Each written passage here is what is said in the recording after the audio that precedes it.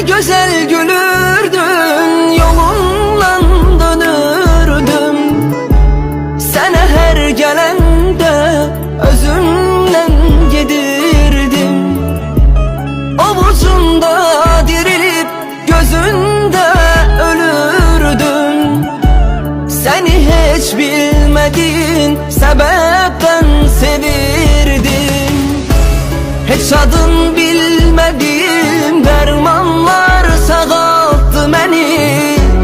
Ya senin bakışların ya zennim aldattı beni. O kadar değişmişem tanınmazam artık.